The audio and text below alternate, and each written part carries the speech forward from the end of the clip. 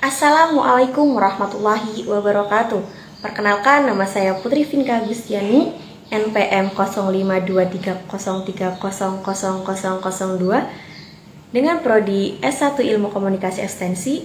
Di sini saya akan mempresentasikan tentang mata kuliah Statistika Bisnis dengan judul Analisis Kemampuan Komunikasi Matematis ditinjau dari kepercayaan diri siswa SMA pada pembelajaran tatap muka terbatas.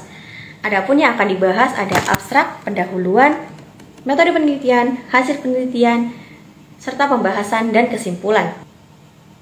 Yang pertama pada abstrak membahas tentang tujuan komunikasi matematis siswa SMA Negeri 1 Kasiman kelas 10 dan 11. Dan ada metode penelitian serta hasil identifikasi penelitian. Selanjutnya ada pendahuluan. Dalam pendahuluan membahas tentang latar belakang pembelajaran komunikasi matematis di mana siswa belajar matematika dengan sistem komunikasi matematis pada materi sistem linear 3 variabel atau yang disebut dengan SPLTV. Contohnya pada COVID-19 tahun lalu, siswa belajar secara daring sehingga memerlukan waktu untuk menyesuaikan diri.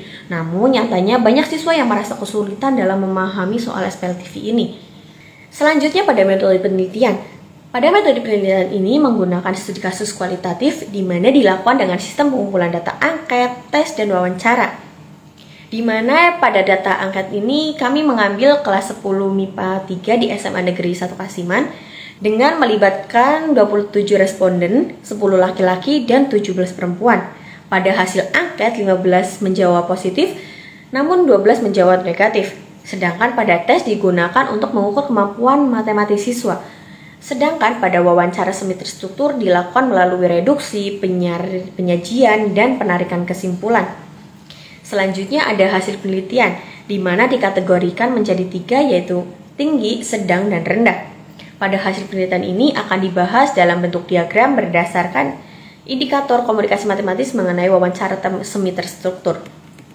Selanjutnya ada tabel hasil angket kepercayaan diri dengan rata-rata 68,1 dan standar deviasi 7,3. Selanjutnya rata-rata ditambah standar deviasi ada 73,3 dan rata-rata dikurangi deviasi ada 60,7. Selanjutnya ada tabel kedua pengkategorian hasil angket di mana menjelaskan jumlah siswa dengan kepercayaan diri tinggi 11,1%, siswa dengan kepercayaan diri sedang sebanyak 66,7% dengan siswa kepercayaan diri rendah sebanyak 22,%.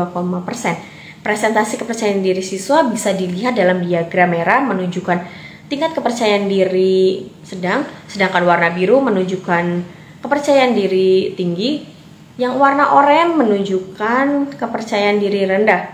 Selanjutnya pada tabel ketiga ada hasil deskripsi dan analisis siswa dengan kepercayaan diri tinggi, di mana indikator komunikasi matematis yang pertama siswa mampu memahami inti permasalahan dari soal yang diberikan.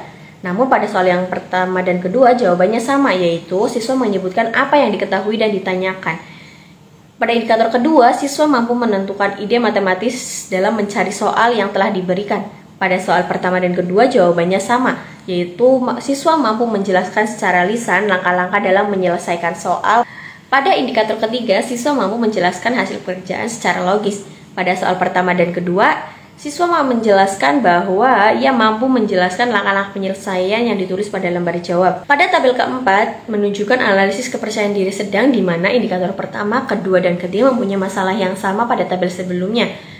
Namun di sini ada perbedaan. Pada tabel ketiga di soal kedua, ia menjelaskan bahwa siswa belum mampu menjelaskan langkah-langkah penyelesaian yang ditulis pada lembar jawab. Selanjutnya pada tabel kelima dan keenam dengan analisis kepercayaan diri rendah juga sama.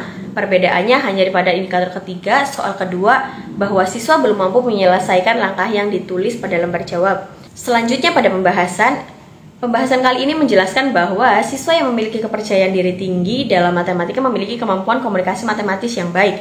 Sedangkan siswa yang memiliki kepercayaan diri sedang mengalami kesulitan dalam memahami simbol penyampaian hasil kerja. Sementara siswa dengan kepercayaan diri rendah mengalami banyak tantangan dalam memahami istilah matematika. Kepercayaan diri ini memiliki dampak yang signifikan terhadap kemampuan siswa matematika. Yang terakhir ada kesimpulan. Pada pembahasan penelitian ini dapat disimpulkan bahwa siswa dengan tingkat kepercayaan diri tinggi mampu memahami, merumuskan ide matematis menggunakan simbol matematika dengan benar dan menyampaikan solusi melalui tulisan atau gambar. Sementara siswa dengan tingkat kepercayaan diri sedang dan rendah belum mampu mencapai hal-hal tersebut. Di sini guru diharapkan dapat meningkatkan kualitas pembelajaran dan memberikan perhatian khusus pada siswa yang membutuhkan dukungan. Sumber dari Jurnal Pendidikan Sultan Agung volume 3 nomor 1 tahun 2023. Sekian dari presentasi saya, kurang lebihnya saya mohon maaf. Billahi taufiq wal hidayah. Wassalamualaikum warahmatullahi wabarakatuh.